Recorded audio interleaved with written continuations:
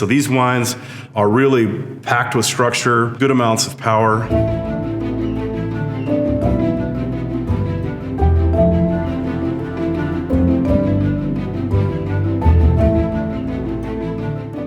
Our wines at Stag Wine Cellars have fantastic potential for ageability. And I really think it comes from three key elements. Number one would be the site.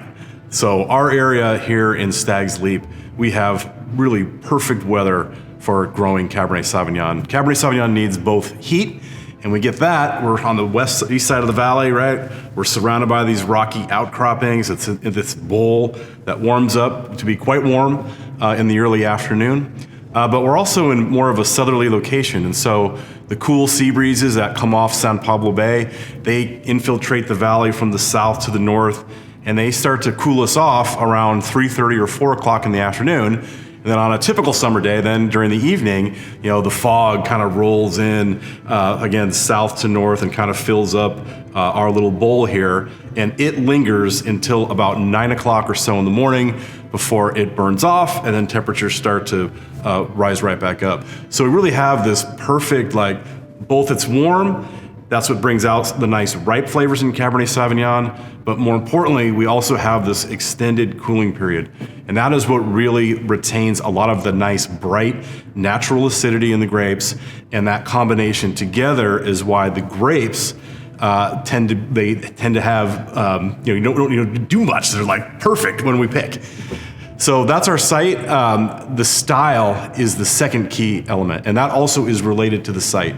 So I feel like wines from the Stag's Leap district or grapes, they want to be made in this style with what I call soft power. So they're rich wines, they're complex wines, but they don't tend to be too over the top. When we harvest here in Stag's Leap, the sugars are never terribly out of control, the flavors are ripe, and the grapes have a lot of bright natural acidity. And I feel like the style that those grapes want to be made in is matching that. As a winemaker, we can push things around. We can take elegant grapes and really try to make them into big, powerful wines, and you can go the other way. But in my experience, the best wines are meant when you match the winemaking style with what your area gives you. So the wines are very balanced, they're very rich, but they have this nice combination of ripeness, I guess, and restraint. And that produces wines that have great balance. I'll never forget a lesson taught to me by Piero Antinori that, Marcus, the wines do not need to be undrinkable in their youth in order to have potential for ageability. When you can get things, when they go into bottle, when everything is in proportion, the fruit is in proportion to the tannin, when those wines age and bottle, those things kind of age together. The tannins soften, right? And the fruit also integrates and develops these really cool, complex aromas.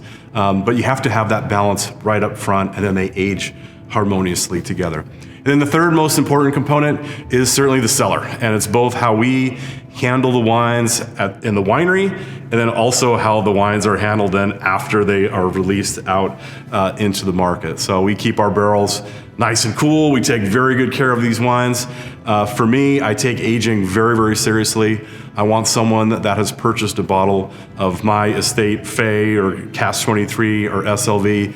If they're going to open it on their kid's 21st birthday or for a 40th wedding anniversary or something like that, to me, it damn well better deliver. So how we take care of these wines while they're in barrel here is with utmost care and attention, so that when we put these wines in bottle and they're resting in your cellar, they have the potential to go the distance. And obviously, once they're in your cellar, you need to keep them at a nice constant temperature. I don't think it matters so much whether it's 65 or 55 or 58.6, but just as a nice constant temperature, keep them out of the sunlight, and keep them over there on their sides, and these guys will age for decades. So what we're gonna taste first is from the 1999 vintage.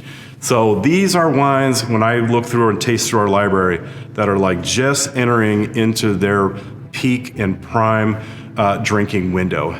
These wines are a little over 2 decades old, so they don't have the little baby stuff going on anymore, and they're just starting to develop some of these tertiary, these secondary type characteristics. When I would open a bottle of these, I probably would decant it.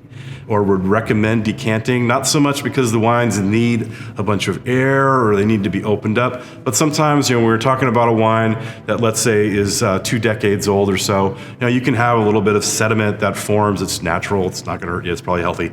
But obviously, you don't want to serve your friend a glass of sediment. So I would recommend opening the wine and then pour it gently into a decanter, leaving just the very bottom of the bottle behind that might have some of those sediments. And then I would go ahead and pour it and allow it to open up in the glass and enjoy it over the course of an hour or so. And kind of watch how those tertiary things happen.